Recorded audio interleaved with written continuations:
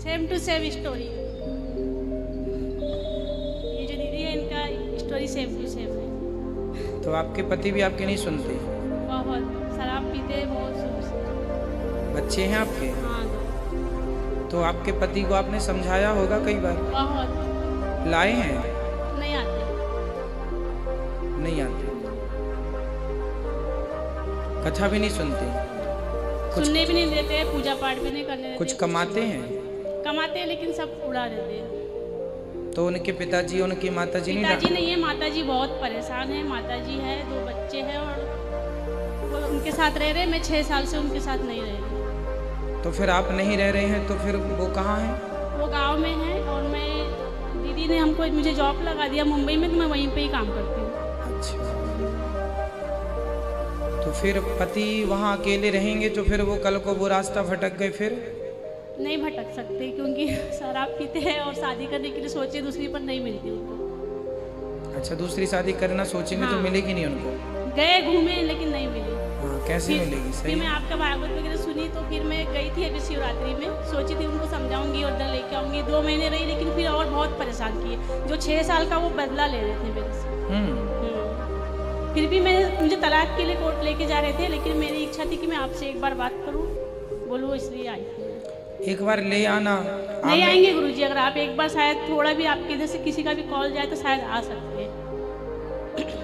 आप ही मेरी कॉल बन के उनसे बोलना कि बुलाया है, ले आना, बात करेंगे। यदि समझाएंगे, समझें तो अच्छी बात है। मैं रही गुरुजी वहाँ पर 6 साल के बाद फिर गई। गांव के लोगों के ताने वाने बहुत सुनी, लेकिन मैंने सब छोड़ दिया। मेरी बेटी है, बेटी के लिए मैं गई। बच्चा भी उसके जैसे हो गया, बिगड़ गया बेटा भी पापा के जैसे। तो बेटा आपके साथ रहता है? नहीं, बेटा बेटी और सास सब गाँव में रहते हैं। तो फिर बच्चे आपके साथ नहीं रहते? नहीं रहते, वो उनको सिखा दिए, रहने नहीं देते मेरे साथ। तो आप अकेले रहते हैं? हाँ, मैं अकेली रहती हूँ। तो फिर आप अलग, आपके पति अलग, आपके बच्चे अलग? मैं गई, बार गई, 5-6 बार गई। वो बहुत टॉर्चर किए, बहुत परेशान किए, तो फिर मैं छोड़ के आ जाती तो हूँ। फिर बच्चों को तो फिर आपकी माँ का प्यार मिलना चाहिए। हाँ, लेकिन दादी नहीं, दादी बोलती मैं नहीं रह सकती बच्चों के बिना। पहले तो बात भी नहीं कराते थे। मैं 6 साल रो के रही, बात भी नहीं करा। अभी कितने बड़े बच्चे हैं आपके? बेटा 16 साल का, बेटी 11 साल। तो आपको रहना चाहिए बच्चों का। वो बड़े हो रहे हैं, उनके पास बाप का प्यार तो नहीं, माँ का ही मिल जाए। रहने ही नहीं देते गुरुजी, खाना बर्तन सब फेंक तोड़ ताड़, कपड़े जला देते, मतलब कुछ रखते ही नहीं है घर में। मैं रहती हूँ, जब मैं नहीं रहूँगी तो भी वो लोग सुखी है, इसलिए मैं घर छोड़ देती हूँ। लेकिन लोग बोलते हैं इसी को बाहर जाने का शौक है, लोग ऐसा बोलते हैं। मैं अपने बच्चों की खुशी के लिए, सुख के लिए मैं घर छोड़ देती हूँ कि यदि हमारे बिना आप खुश हैं। हाँ, वो खुश है। मेरी बेटी खुद बोली कि मम्मी तू यहाँ कभी मत आना, रो कर बोली, लेकिन लोग नहीं मानते। लोग बोलते इसी को बाहर जाने का शौक है। गुरुजी आप बताओ, दिल की माने कि दुनिया की माने? अब आज तीनों माताओं की सिचुएशन में मैं चुप ही हूँ। गुरुजी फिर मुझे आपकी एक बात आती है, चूल्हे में जाओ।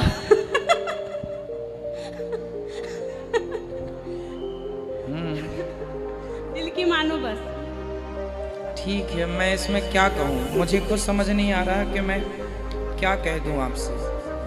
बेटों के साथ रहना, मैं ये कह सकता हूँ कि अपने बच्चों के साथ रहो, पर बहुत समझाती वो भी सिचुएशन विपरीत है आपकी। हमारी माँ जी, मेरी सास को आँख में मोतिया भी नहीं। मैंने उनको लोभ दिया कि महाराज के पास चलो, मैं आपका मोतिया बन का ऑपरेशन करवा दूंगी। माँ जी को भी बोली, लेकिन नहीं, मेरा बेटा डांटेगा। डरती, उनकी इच्छा है सबकी आने की, लेकिन मुझसे डरती एकदम। वो मारूंगा पीटूंगा, कोई जाऊंगी नहीं, ऐसा बोलती। आप अपने पति को ले आना, हम कोशिश करेंगे एक बार समझाने की।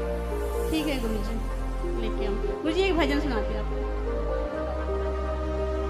हर पल तुम्हारी याद आती रहे गुरुवर, आती रहे।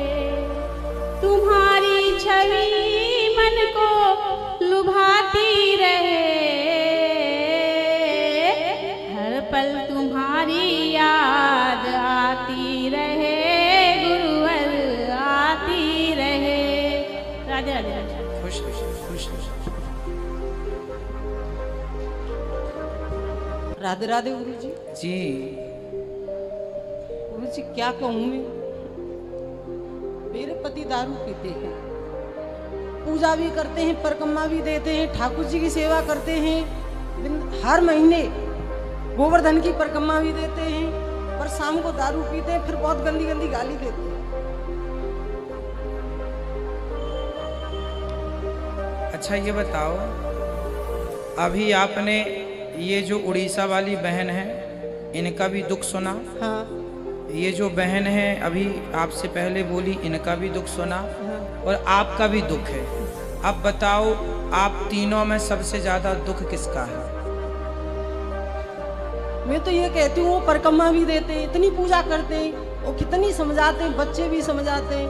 मैंने बेटी की शादी की है, मैंने लाए हैं आप उनको? नहीं आए। 10 लाख रुपए का कर्जा किया है, मैं अकेली उनको चुका रही हूँ। वो दारू पी के कोई टेंशन लेते, कुछ नहीं करते। ये सवाल मैं सबसे कर रहा हूँ आज।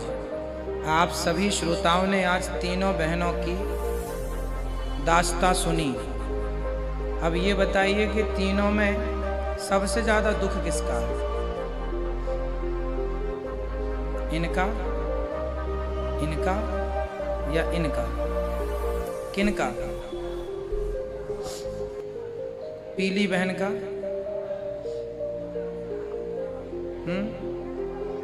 हाँ, पहले वाली। तो आपके पति को मेरे पास लाना। आ जाएंगे, वो मैं आई थी यहाँ पे। आपके पति तो बहुत अच्छे हैं, जून में आई कम थी। से कम आपकी बात तो मानते हैं कुछ? बात मानते, सब बात मानते, बहुत अच्छे। पर फिर भी आपको पति को लाना, हम समझाएंगे और आप बिल्कुल परेशान ना होइए। अभी आपने बहन की बात सुनी, उनके पति से आपके पति 1 लाख गुना अच्छे हैं। बहुत अच्छे। एक ही कमी है गुरुजी, तो 1-2 तो कमी सब में ही है। तो फिर गाली इतनी देते, सुनी नहीं जाती है। थोड़ा पॉजिटिव भी रहा करो, थोड़ा सा पॉजिटिव भी रहा करो, थोड़ा सा माफ भी किया करो। माँ भी तो करते हैं। 18 साल 26 साल हो गए। ले आना, हम सुन लेंगे क्या दिक्कत है उनको। और राधे राधे गुरुजी ने थोड़ी सी एक रिक्वेस्ट और है, मेरी एक छोटी बहन है, वो मेरे से भी ज्यादा दुखी है। उसका पति तो ऐसे दारू पीता है। तो जब वो आपसे ज्यादा दुखी है, हाँ। तो उसको देख के थोड़ा आप अपने आप को सुखी महसूस कर लिया करो, और उसको, उसके पति को भी ले आना मेरे पास। वो तो और ज्यादा नशेड़ी है। उसने तो अभी 8 लाख का प्लॉट बेचा है और 5 लाख रुपए अपनी बहन को दे आया है। 4 लाख रुपए बराबर कर गया। ले आना हमारे पास, समझाएंगे ऐसे लोगों को। पहले प्लॉट बेचा था, उसे भी अपनी बहन के नाम कर दिया। वो नॉन मिर्च के लिए, एक दूध के लिए, चाय के लिए भी तरसती है वो। आज ही कथा में हमने बताया ना कि बहनों का भी ज्यादा इंटरफेयर होने से घर बिगड़ जाता है। मैं देखो कथा में वही बताता हूँ जो समाज को आवश्यक होता है। कोई सुन ले मेरी हर बात को और मान ले, तो कभी किसी का घर उजड़ेगा ही नहीं, बिगड़ेगा ही नहीं।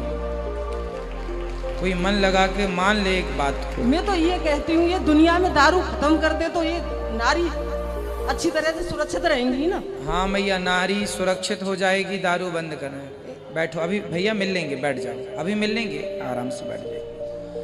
दारू बंद होनी चाहिए पूरे देश में, ये सही कह रहे हैं आप। सारी महिला नारी सशक्ति जाग जाए और नारी एक बड़ा आंदोलन कर दे कि शराब नहीं बिकेगी, अपने आप बंद हो जाएगी। ये जड़ तो सबरी दारू है ना। बिल्कुल, घर की कलेश तो दारू है। शांति नहीं रहती है। मैं इतनी पूजा करती हूँ, मैं भी ठाकुर जी की सेवा करती हूँ, वो भी करते हैं, पर घर में शाम को शांति नहीं रहती है। बस झगड़ा शाम को होता है। कुसंग सबसे बड़ी अशांति की जड़ है। इसलिए कलयुग का 4 जगह स्थान है। द्यूतम पानम स्त्रियः सूना, जुआ, शराब, ये कलयुग के ठिकाने हैं। जो इन लोगों का सेवन करेगा, इन चारों का, वो सुखी हो ही नहीं सकता सपने में। जुआ खेलने वाला, शराब पीने वाला, मांस खाने वाला और बेईमानी का धन हरने वाला और पर नारी पर दृष्टि रखने वाला कभी सुखी नहीं हो सकता। क्या करें गुरुजी? लाना पति को, समझाएंगे। हम आए थे यहाँ पे, जून में आए थे। अभी 1 जून को आए थे यहाँ घूम के। अब आपके आश्रम में चले गए थे, हमें पता नहीं था कि आप यहाँ पे प्रवचन करते हैं, तो हम यहाँ पे लाते हैं। चले अब लेके आना बच्चे को, पति देव को। इन बच्चे से बात कराना बेटा, ये बच्चे बहुत। गुरुजी, एक बात पूछना चाहती हूँ गुरुजी।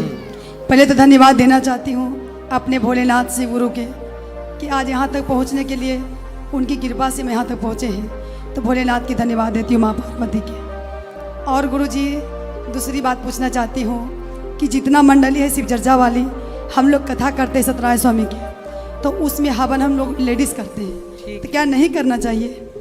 पति के साथ हो तो ज़्यादा अच्छा है, पति पत्नी दोनों मिलके ही हवन पूजा हो। पति तो ड्यूटी जाते हैं सबका। कोई बात नहीं, पति का ना गठजोड़ा जो होता है वो रख जी। लिया करो अपने पास, तो जी तौलिया गमछी रख लेते हैं जो गांठ बंधा हो। जी, कोई दिक्कत नहीं ना गुरु जी। और दूसरी बात है गुरु जी, जो कंगन राधे राधे जो बना हुआ है, क्या वो कंगन हम लोग पहन सकते हैं? कंगन जिसमें राधे राधे लिखा है, जी भगवान को अपने हृदय में रख सकते हैं, हाँ रख सकते हैं, पहन जी। सकते हैं, क्योंकि फिर उसे उतार दिया करो उस टाइम पे, जिस टाइम पे स्नान वगैरह हो उतार के रख दो, फिर जी। पवित्र भाव से पहन लो। पहन सकते हैं। हाँ। जी धन्यवाद गुरु जी। और एक भजन सुनाना चाहते हैं गुरु जी, आप मैं भजन सबको- सुन लीजिए। मैं सबको बता दूं कि ये मैया जो ननंद भौजाई हैं, ये मैंने मैया का नाम ही रखा ननंद भौजाई मैया। जी, तो ये आपका कृपा है। इन्होंने भजन गाया था पिछली बार, बहुत अच्छा, तो मैं भी उस भजन को गाने लग गया हूँ इनका बात। राधे राधे गुरु जी। जी मैं ये कहना चाह रहा था आपसे कि बात तो मतलब हम कहीं बाहर भी करेंगे तो भी आदमी हमारी बात सुनेगा, पर दूर तक हमारी आवाज़ और दूर तक हमारा कोई देख नहीं सकता है, और आपके माध्यम से हमको मतलब हर जगह देख सकते हैं लोग। जी। अभी आज मैं सुबह के टाइम में सोम आश्रम के पास में दुकान है, तो एक मुसलमान ने आज वो बात कही जो हमको मतलब सुनने में बहुत बेकार लगा। क्या कहा? वो ये बोला कि मतलब जैसा यहाँ पर अभी एक हादसा हुआ है, तो उस हादसे में वो सारे मुसलमान को तोड़ा नहीं हो सकते हैं। जो 5 लोग ने मारे हैं, 26 आदमी, वो सारे मुसलमान तो नहीं हो सकते हैं ना। थोड़ा माइक दूर करो। अब जब सारे 6 लोग में से सारे मुसलमान नहीं हो सकते हैं, फिर हिंदू क्यों नहीं? मतलब पाकिस्तान में जो हमला कर रहे हैं पाकिस्तान वाले, उसमें से बता रहे हैं कि ना उनका कोई धर्म नहीं होता है। धर्म क्यों नहीं होता है? हमारे हिंदू धर्म के तो कभी नहीं टेररिस्ट बनते हैं ना। सही है। और ये लोग यही हर बार में यही बात आती है कि मतलब जो भी करने वाले हैं उसमें से कहते हैं कोई धर्म नहीं है, धर्म नहीं है। मतलब 3 बार हो चुका। आतंकवादियों का भी धर्म है, और आतंकवादियों का धर्म क्या है? उन्होंने जाति पूछी, आप हिंदू हैं तो मार दिया, मुसलमान था तो नहीं मारा। तो मतलब आतंक का भी एक धर्म है ना? मुसलमानों को नहीं मारा जी, और हिंदुओं को मारा, मतलब हिंदू को वो अपना दुश्मन मानते हैं, और मुसलमान तो वो हैं ही। तो मुसलमान और आतंक ये पर्यायवाची है। तो वही चीज तो समझ में आना चाहिए ना सभी को। मतलब सभी हिंदू हमारे क्या है कि ये चीज को समझते ही नहीं है। तेरे को कौन नहीं समझता? बहुत से हिंदू हैं जो बेचारे मतलब समझते, हिंदू समझते हैं। अब लोगों को वोट चाहिए तो कुछ नेता नहीं समझते, समझते सब हैं। समझना, वो ना समझने का नाटक करते हैं। नहीं तो पुलवामा में जो जैसे हमला हुआ है, इसमें पहले हमको क्या समझना चाहिए कि ये खाली ऐसे ही नेता नगरी में बात चलती रहे, आगे का कुछ एक्शन नहीं होना चाहिए। अब देख लो, ये भारत की जनता उन नेताओं को भी जिताती है जो नेता आतंकवादियों का साथ देते हैं। देख लो, ऐसा नहीं होना चाहिए। हमको बाद में फैसला सब लेना चाहिए, पहले हमको उसको मुंह तोड़ जवाब देना चाहिए। किसको? पाकिस्तानियों को। तो आपके हिसाब से क्या जवाब देना चाहिए? हमारे हिसाब से तो यही जवाब होना चाहिए कि सर इसको पहले, इसने 26 मारे थे, हमें पहले 2600 मार देना चाहिए, उसके बाद कोई फैसला लेना चाहिए। मार देना समाधान नहीं है। समाधान ये है कि पूरे पाकिस्तान को पुनः भारत में विलय करके एक अखंड भारत की स्थापना की जाए। जी बिल्कुल सर, राधे। साला खेल ही ना रहे पाकिस्तान का। जी, एक भारत, पूरी सेना जाए जी, और उनको अपने कब्जे में ले, जो उत्पात मचाए जेल में डाले, और पूरे पाकिस्तान को हिंदुस्तान पुनः बना लेना चाहिए। पर गुरुदेव ये बात तो है कि अभी मैं तेरे को मान लो कि कुछ गुनहगार हैं, उनको हम जेल में डाल दें, पर जेल में डालने के बाद फिर कोई नया तैयार होता है, फिर उसको छुड़वा